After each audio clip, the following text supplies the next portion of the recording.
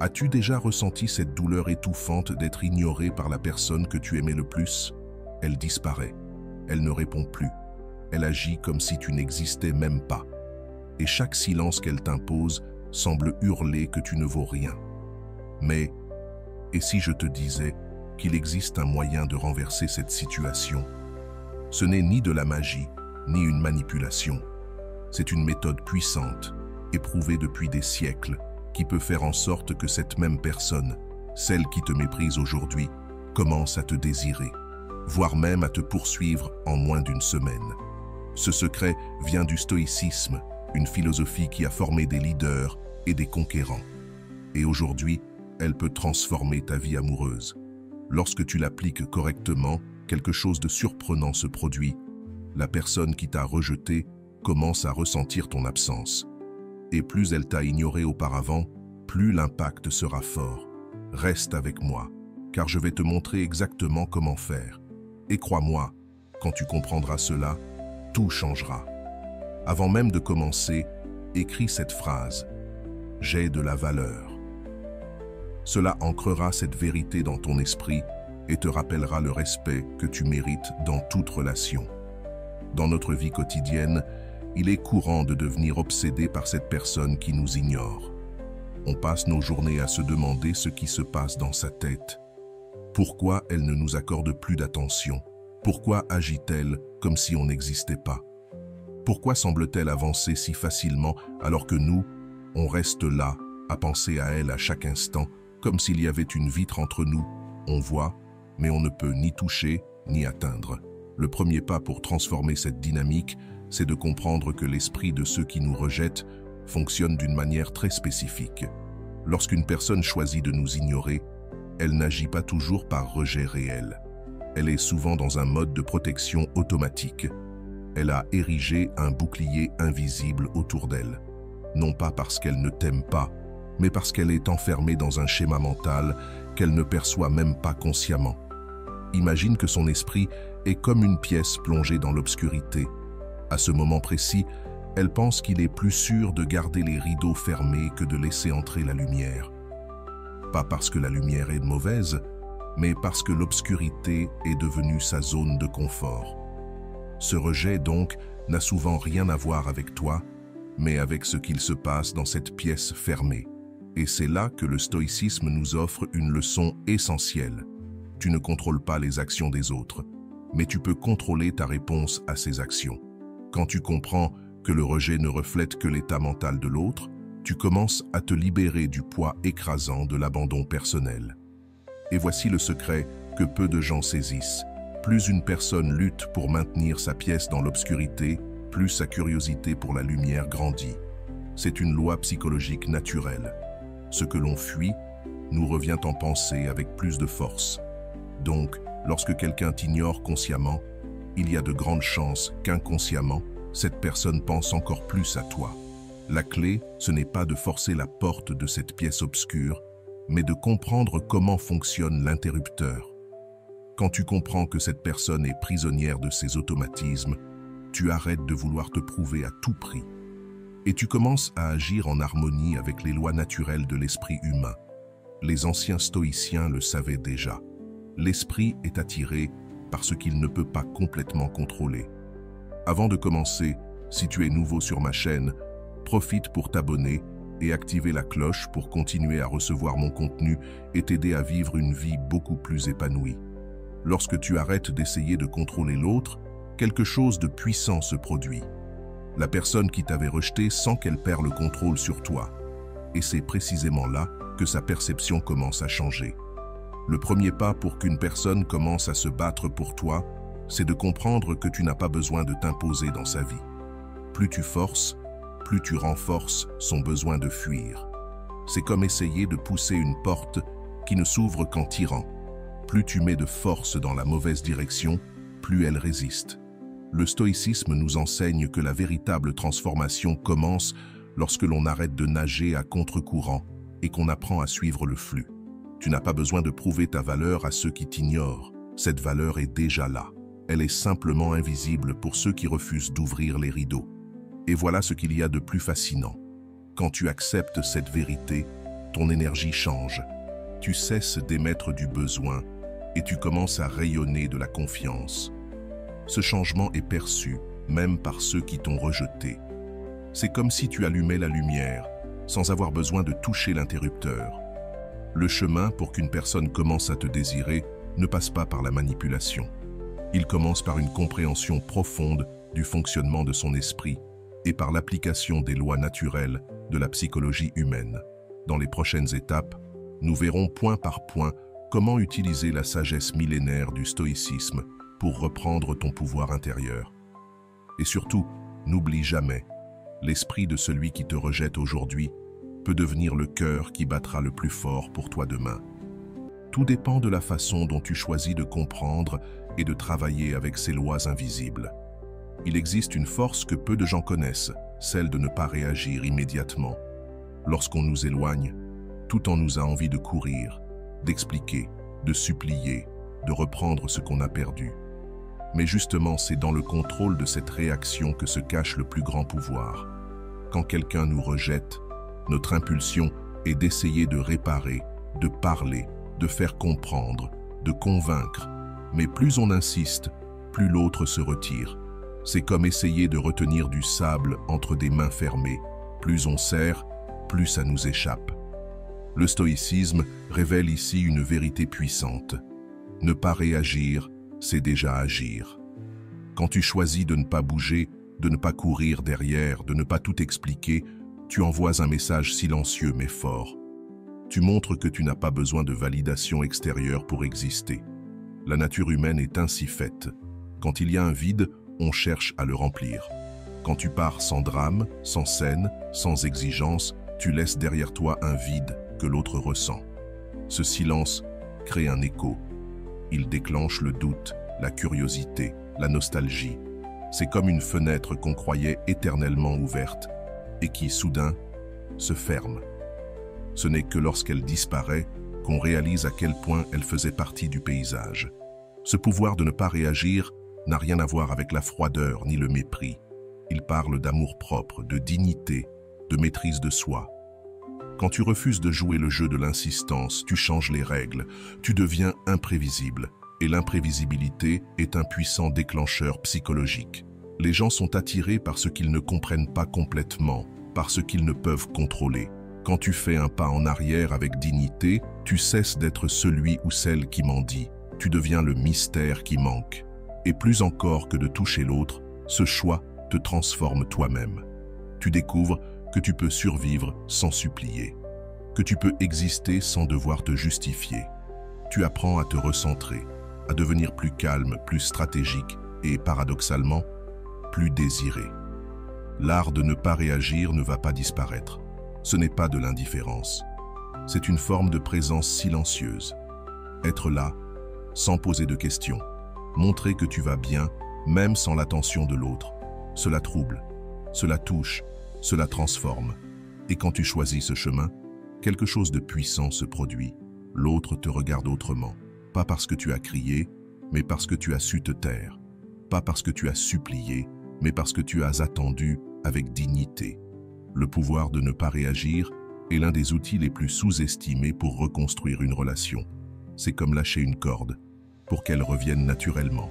Et dans les prochaines étapes, tu vas découvrir comment l'utiliser pleinement, sagement, sans jeu, sans orgueil, juste avec clarté, maîtrise de soi et estime personnelle. Il existe une brèche émotionnelle invisible dans l'esprit de ceux qui vous rejettent. Un point sensible, souvent ignoré, mais qui, lorsqu'on le touche de la bonne manière, peut transformer la froideur en regret et le retrait en désir de reconnexion. Et ce point ne se révèle pas par des demandes, des justifications ou des démonstrations de valeur. Il se révèle par quelque chose de bien plus subtil. La perception de la perte silencieuse. Les anciens stoïciens comprenaient que les décisions humaines ne sont pas guidées par la raison, mais par les histoires que nous nous racontons à nous-mêmes. Lorsqu'une personne décide de vous éloigner, elle crée intérieurement un récit pour justifier ce choix. C'était mieux ainsi. Je ne ressentais plus rien. Ça ne valait plus la peine. Mais même les histoires les mieux construites ont des fissures.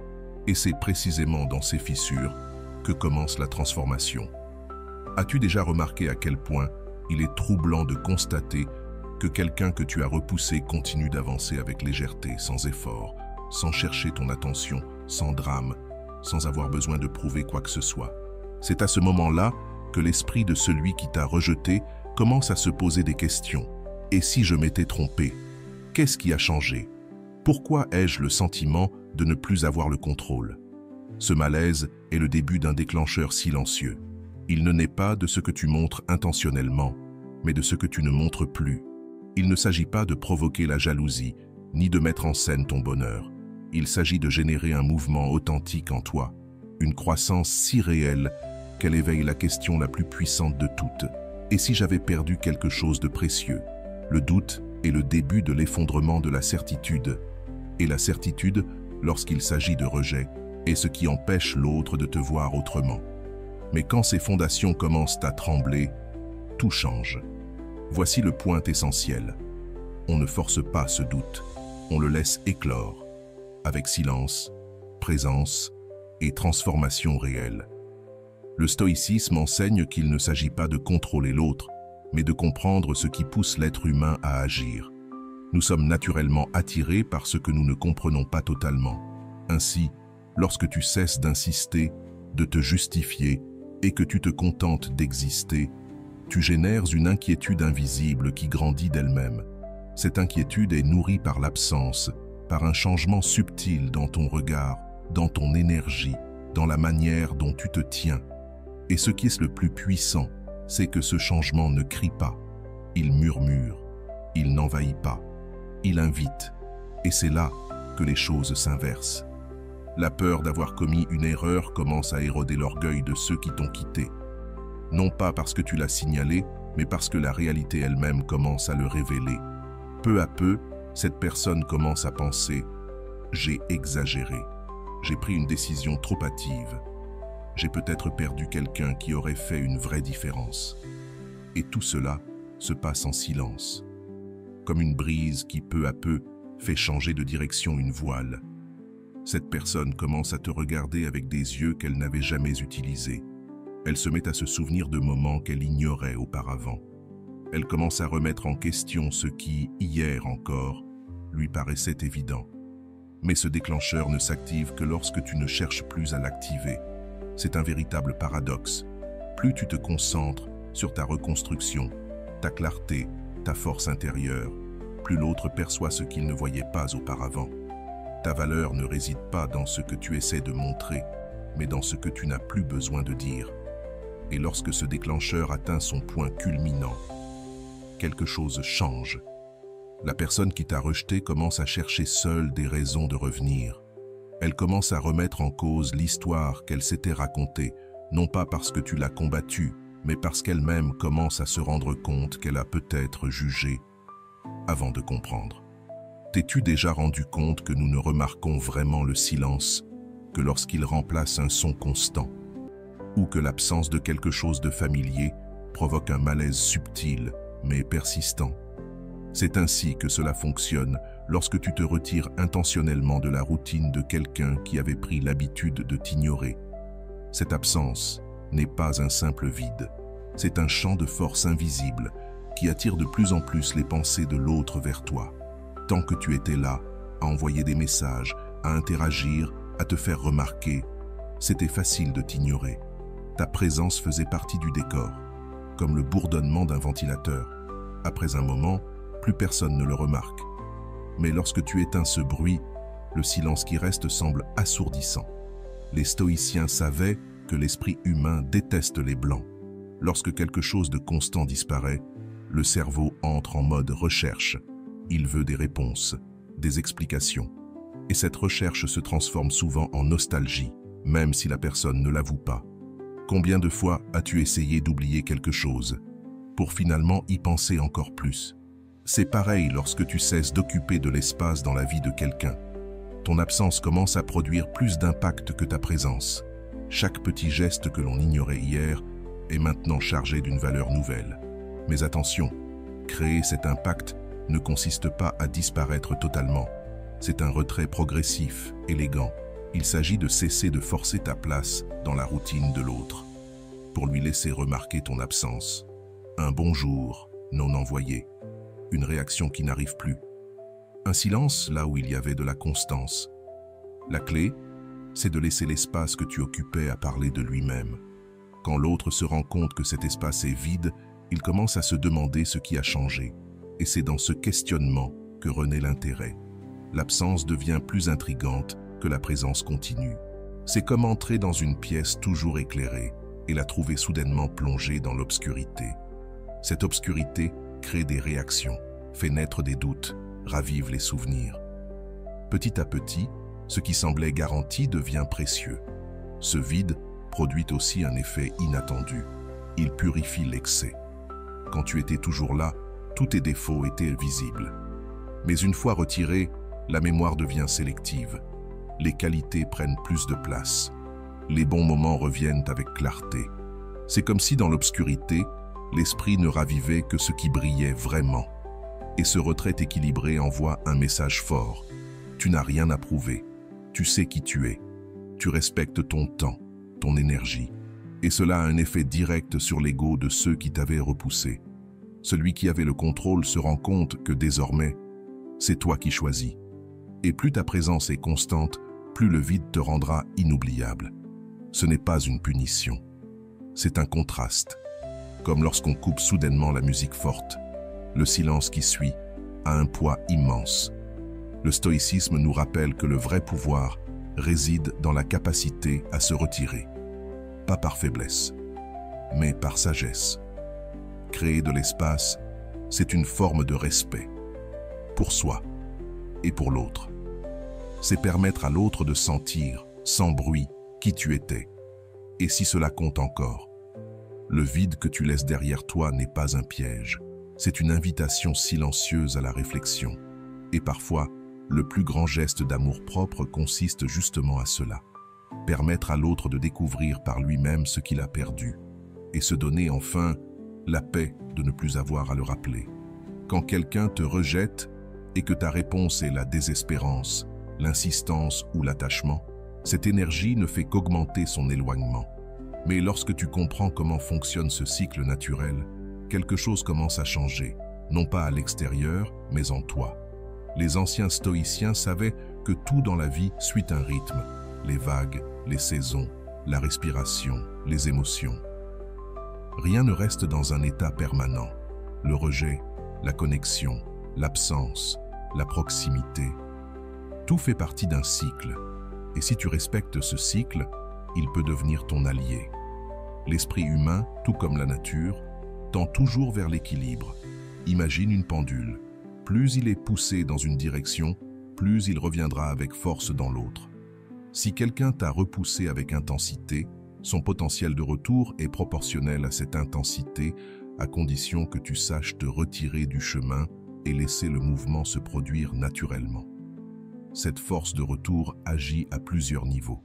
D'abord, au niveau du comportement. Quand tu réponds au rejet avec calme et dignité, sans mendier, accuser ou t'auto-dénigrer, tu imposes une nouvelle forme de présence.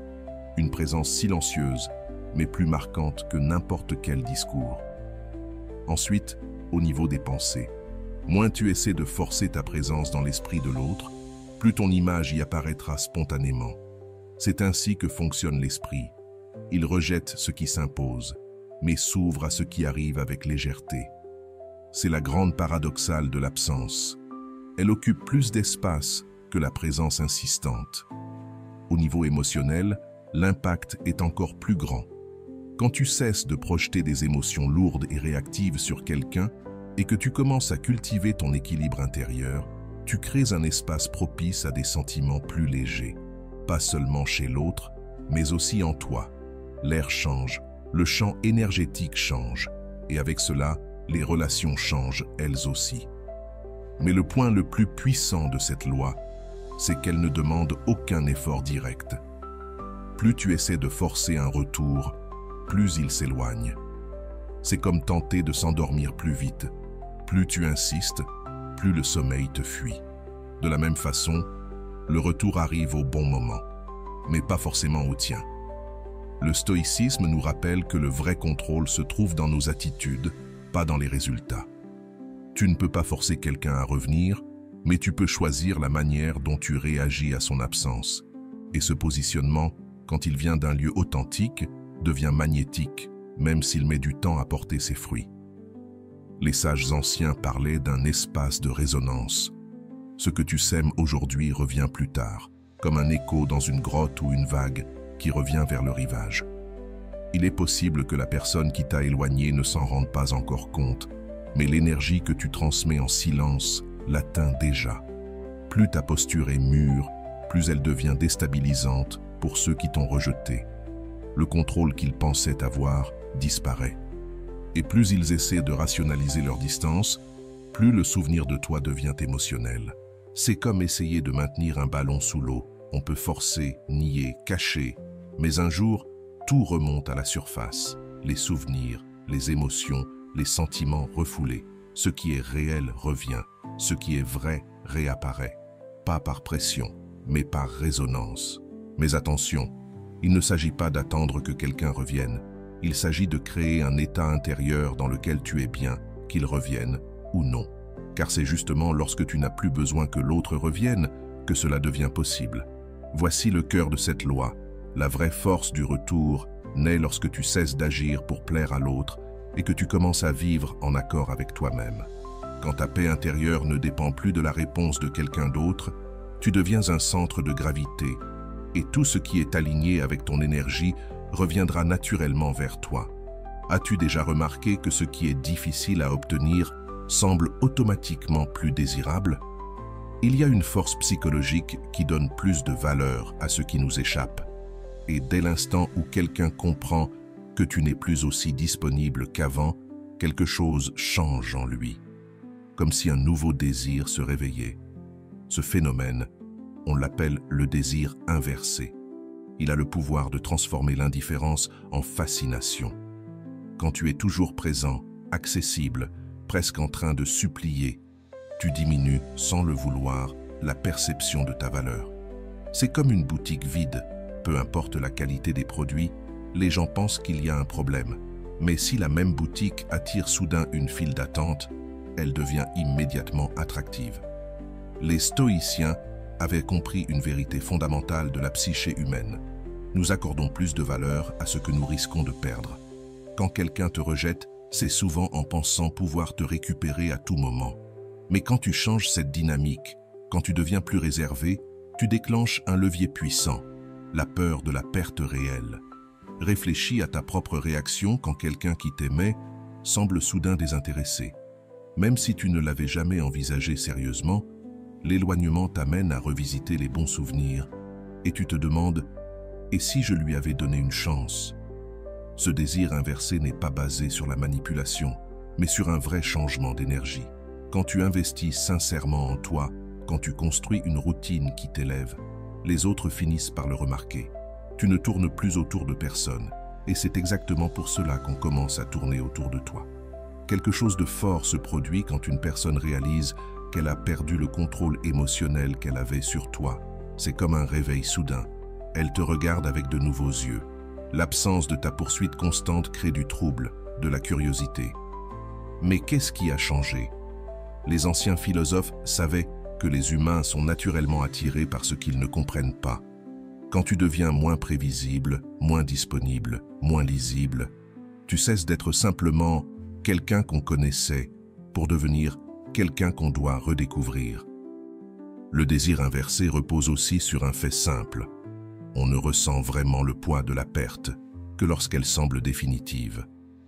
C'est comme ce produit que tu vois chaque jour en vitrine, que tu n'achètes jamais, jusqu'au jour où il disparaît.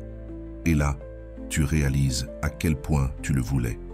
La personne qui t'a quitté revit ce même phénomène dès qu'elle comprend que ta présence constante n'est plus là. Mais souviens-toi, cette transformation ne vient pas de la vengeance, mais de l'authenticité. Quand tu commences à prendre soin de ta vie, à t'ouvrir à de nouvelles connexions, à explorer d'autres chemins, tu deviens naturellement magnétique.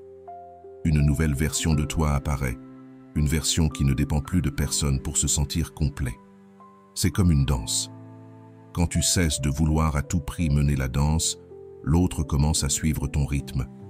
Le désir ne se renverse pas par stratégie, mais par nature. Et le plus beau, c'est que cela arrive souvent quand tu as cessé d'attendre. Ce n'est qu'en te concentrant sur ta propre croissance que tu déclenches cette magie invisible. Et souviens-toi, ceux qui t'ont rejeté pensaient contrôler la situation. Mais quand tu te retires avec dignité, calme et force, ce contrôle disparaît. Et l'ego de l'autre commence à sentir l'impact de ce qu'il croyait acquis.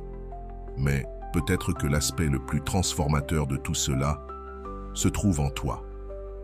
Quand tu cesses de rechercher l'attention avec urgence, tu deviens plus fort. Tu deviens plus calme, plus concentré, plus magnétique. L'éclat que tu développes au fur et à mesure de ta progression n'est pas seulement perçu par les autres, il se ressent. Ce qui se passe dans ton esprit a un impact bien plus puissant que n'importe quelle action extérieure que tu pourrais entreprendre. Quand quelqu'un te rejette, il est naturel d'essayer de changer ce qui t'entoure pour te rendre plus attirant. Forcer des rencontres par hasard, envoyer des messages stratégiques. Mais les stoïciens avaient compris une chose plus profonde. Le véritable champ de bataille est mental. Il se trouve dans ces conversations silencieuses que tu entretiens avec toi-même. Imagine ton esprit comme une terre fertile. Chaque pensée dirigée vers la personne qui t'a éloigné est une graine semée. Si tu nourris des pensées d'insécurité, de besoin ou de culpabilité, c'est exactement ce qui poussera dans ta vie. Mais si tu apprends à cultiver des idées de valeur, de dignité, de paix intérieure, alors tout change. Le premier point de cette transformation, c'est de comprendre que le rejet ne diminue pas ce que tu es. Il est facile de tomber dans le piège de croire que ce rejet révèle un défaut personnel. Pourtant, les stoïciens nous rappellent une vérité essentielle. Le jugement des autres est comme le vent. Il peut te faire vaciller un instant, mais il n'a pas le pouvoir de te définir. À mesure que tu fortifies ton monde intérieur, quelque chose change subtilement dans la perception même de la personne qui t'ignorait. Même sans dire un mot, même à distance, ton énergie commence à être ressentie. Ce n'est pas ce que tu dis, c'est ce que tu transmets. Quand tu commences à croire profondément en ta propre valeur, les autres commencent à le remarquer, et surtout ceux qui ne pouvaient pas la voir auparavant. Ce changement intérieur te donne aussi une nouvelle perspective sur le rejet. Tu ne le vois plus comme une fin, mais comme un commencement. De l'obstacle naît l'opportunité. Cette nouvelle façon de voir les choses ne te console pas seulement. Elle transforme tes choix, ton comportement et par conséquent, la manière dont le monde te répond. Il y a une puissance immense dans le fait d'arrêter d'essayer de contrôler les sentiments ou les réactions de l'autre et de te recentrer sur ce qui est vraiment entre tes mains, tes propres pensées et tes émotions. C'est comme traverser une rivière. Lutter contre le courant t'épuise. Apprendre à aller avec le courant t'allège. Quand tu arrêtes de forcer, tu commences enfin à avancer. Un autre principe clé de ce chemin intérieur, c'est que plus tu t'accueilles tel que tu es, plus les autres sont naturellement attirés par toi. Il ne s'agit pas de te transformer pour plaire. Il s'agit de te sentir complet, tel que tu es. Et cela, en soi, est magnétique. Une des clés les plus importantes est d'ajuster tes attentes. Si tu vis dans l'attente d'une réponse, d'un signe, d'un retour de la part de celui ou celle qui t'a rejeté, tu remets ton bien-être entre ses mains. Mais quand tu apprends à trouver la paix même en l'absence de réponse, tu récupères ta force. Les stoïciens enseignaient que le véritable pouvoir réside dans l'acceptation de ce que tu ne peux pas contrôler et dans le focus sur ce qui est réellement entre tes mains. À un niveau mental, cela veut dire comprendre que les émotions des autres t'échappent, mais ta réaction face à ces émotions reste toujours ta responsabilité. Ce changement prend du temps. Il ne se fait pas du jour au lendemain. C'est comme un lever de soleil, lent mais constant. Chaque pas que tu fais pour renforcer ton monde intérieur est construit. Et un jour, tu réalises que tu n'es plus la même personne. Et le plus fascinant, c'est que ce processus peut se produire en silence. Même lorsque tu ne fais rien de visible, le travail intérieur continue. C'est comme un système qui fonctionne en arrière-plan, discret, constant. et profondément transformateur. Avec le temps, ce travail invisible change aussi la façon dont les autres te perçoivent. Quand tu es bien avec toi-même, sans besoin d'être vu, tu commences naturellement à attirer plus d'attention, non pas par effort, mais par authenticité. Et voici la vérité la plus puissante. Quand le changement se produit vraiment à l'intérieur de toi, tu n'as plus besoin de te prouver. Ta présence devient plus stable, plus intense. Même ceux qui t'ont rejeté auparavant sentent quelque chose de différent. Quelque chose qu'on ne peut pas expliquer. C'est une vibration, une essence unique. Quelque chose que seul toi portes. Quand quelqu'un te rejette, il est facile de tomber dans le piège de vouloir te transformer en ce que tu crois qu'il désire. Mais les stoïciens nous enseignent une vérité puissante. Le véritable pouvoir ne vient pas du fait de te transformer pour plaire, mais de renforcer ce que tu es déjà. Observe comment certaines personnes changent complètement l'atmosphère d'un lieu, non pas parce qu'elles sont les plus belles ou les plus connues, mais par leur simple présence.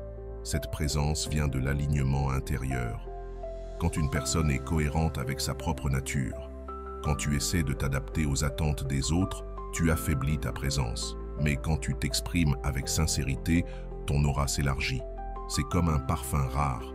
Tu peux essayer de porter celui d'une autre personne, mais il ne correspondra jamais aussi bien que celui qui a été conçu pour toi. Ton énergie fonctionne de la même manière. Elle ne devient magnétique que lorsqu'elle est authentique, fluide et libre de tout masque. Le rejet peut te faire croire que tu dois tout changer en toi pour être aimé. Mais en réalité, tu n'as pas besoin de te réinventer. Tu dois simplement affiner et développer ce qui est déjà vrai en toi. Pense à un instrument. Il n'a pas besoin de jouer comme les autres. Il doit seulement être accordé à sa propre note pour produire une belle musique. Les stoïciens avaient compris que chaque être humain avait une nature unique. Et nier cette nature, c'est une source de souffrance. Quand tu fais la paix avec ce que tu es, quand tu cesses de lutter contre ta propre essence, quelque chose change autour de toi. Les gens le ressentent, même ceux qui t'ont autrefois rejeté, même s'ils ne peuvent pas expliquer ce qui a changé.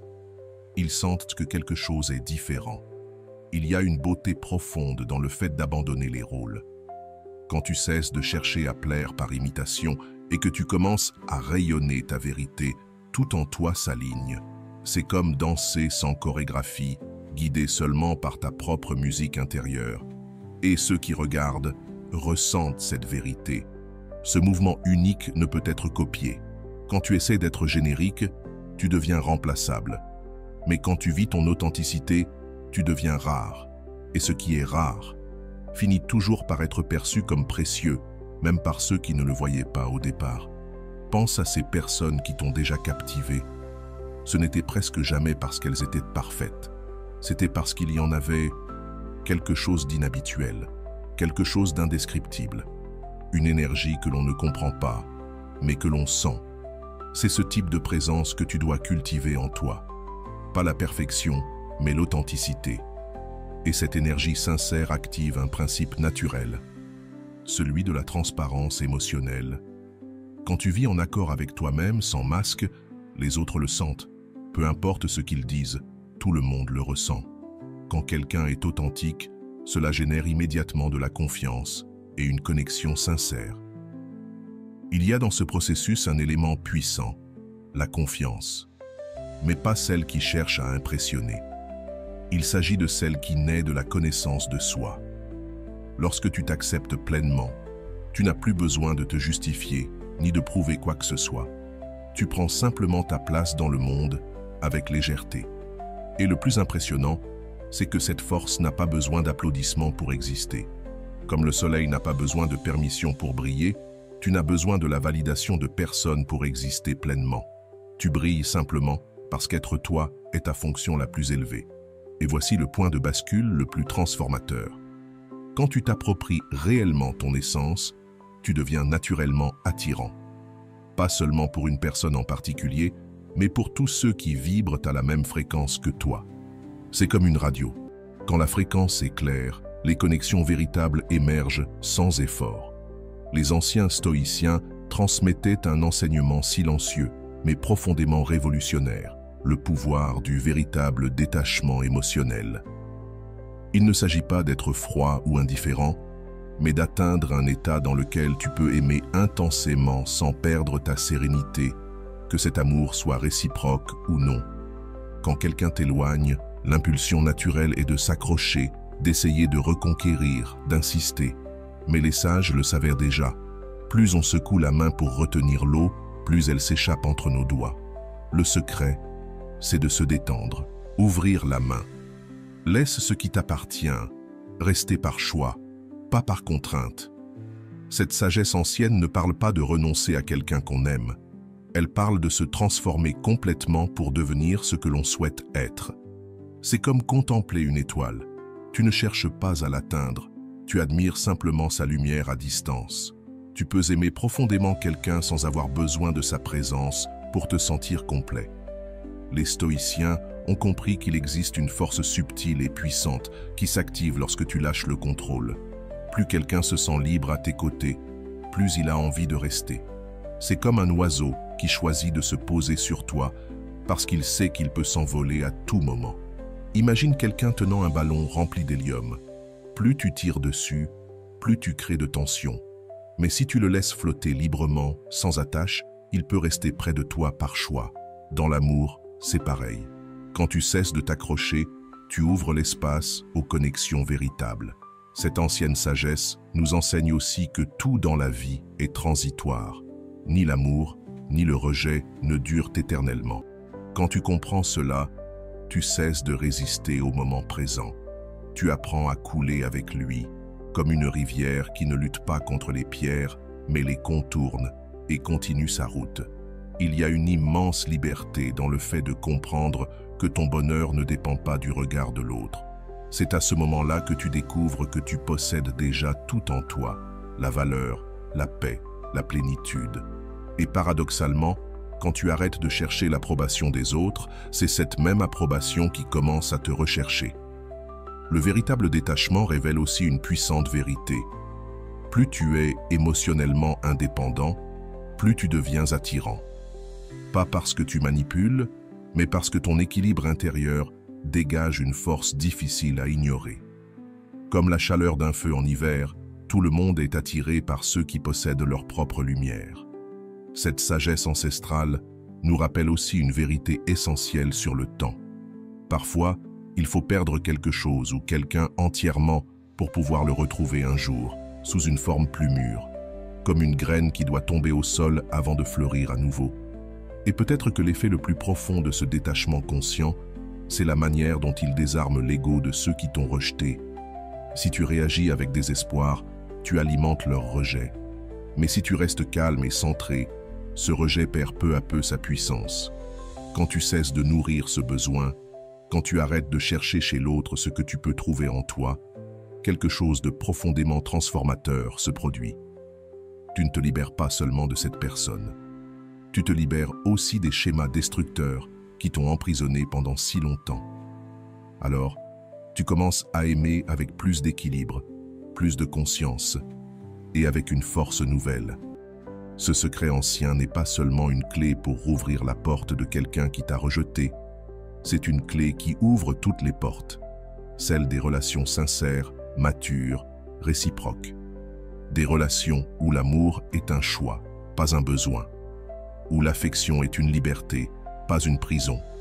Il existe une force subtile qui gouverne la nature, une force qu'on ne peut ni forcer, ni manipuler, ni simuler.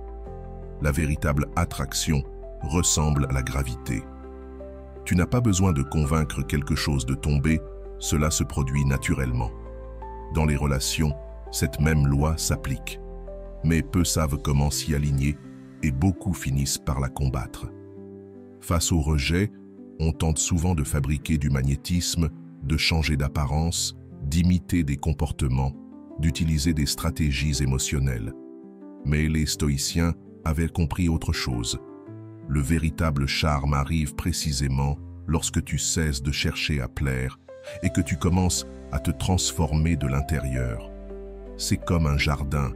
Tu ne cours pas après les papillons, ce sont eux qui viennent, attirés par la beauté qui a fleuri là. De la même manière, quand tu cultives ton essence, que tu prends soin de ton esprit, de tes émotions, de ton chemin, tu dégages une énergie qui attire naturellement ce qui est en harmonie avec toi. Et c'est ça, la beauté de l'attraction authentique. Elle n'a pas besoin de preuves. Quand tu essaies de convaincre quelqu'un de ta valeur, c'est déjà un signe que tu t'éloignes de toi-même. C'est comme essayer de démontrer que le feu brûle. Il n'y a pas besoin de l'expliquer, il suffit d'être présent pour le sentir. Les anciens sages le savaient, le véritable charme ne se trouve ni dans les mots, ni dans les attitudes calculées. Il se trouve dans la personne que tu deviens, lorsque tu es en paix avec toi-même.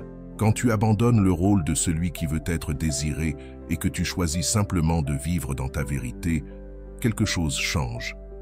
Les gens commencent à s'approcher, non pas parce que tu leur as demandé, mais parce qu'ils ressentent quelque chose de différent en ta présence. Il y a une force spéciale dans le fait de ne pas dépendre de l'acceptation extérieure. C'est comme le parfum d'une fleur. Il ne crie pas pour attirer l'attention. Il diffuse simplement son arôme et ceux qui sont proches sont inévitablement touchés. Ton énergie fonctionne de la même manière. Quand tu es vrai, les gens le sentent. Ce magnétisme fonctionne aussi avec le mystère, mais pas celui que tu simules, celui qui est naturellement en toi. Après tout, personne n'a un accès total à ton âme, à tes pensées, à tes souvenirs ou à tes rêves. Une partie de toi reste toujours inaccessible. Et c'est exactement cela qui fascine. Observe comme nous sommes attirés par ceux qui semblent complets, par ceux qui n'ont rien à prouver. Ces personnes éveillent notre curiosité, notre respect, notre désir d'être proche. Et ce même état peut se cultiver en toi, pas comme une technique, mais comme une conséquence de la personne que tu deviens. La véritable attraction a un autre détail fascinant. Elle continue d'agir même quand tu ne fais aucun effort. Comme un aimant qui n'a pas besoin de forcer pour attirer. Il fait simplement ce pourquoi il a été conçu. Toi non plus, tu n'as pas besoin de forcer quoi que ce soit. Quand tu es en équilibre, l'attraction devient inévitable. Et il faut comprendre une autre vérité. L'attraction naturelle a son propre rythme. Il ne sert à rien de se précipiter. C'est comme un fruit. Si tu le cueillis trop tôt, il perd sa saveur. Si tu forces une connexion, tu brises la beauté qui ne peut naître qu'au rythme juste. Au cœur de ce pouvoir se trouve l'acceptation de soi. Quand tu t'autorises à être complet, avec tes défauts, tes vertus, tes peurs et ta lumière, tu brilles sans effort. Non parce que tu veux être admiré, mais parce que tu es simplement bien avec ce que tu es. Et ça, c'est magnétique. L'attraction naturelle, c'est comme une danse silencieuse. Moins tu cherches à mener, plus les autres auront envie de danser avec toi. C'est une paradoxale mais puissante vérité, comprise par ceux qui ont appris à vivre avec sagesse, présence et authenticité. Si quelque chose dans cette vidéo a touché ton cœur ou t'a permis de voir ta douleur avec plus de clarté, alors tu as déjà fait un pas vers ta transformation. Tu n'as pas à affronter tout cela seul. Abonne-toi à cette chaîne et marche avec moi dans ce voyage de connaissance de soi, de force émotionnelle et de sagesse stoïcienne. Ici, chaque vidéo est une invitation à te reconnecter avec ton essence, à récupérer ton pouvoir et à vivre avec plus de sens, même lorsque tout semble confus, parce que ta guérison commence le jour où tu décides de ne plus t'abandonner. Prends soin de toi et à très bientôt.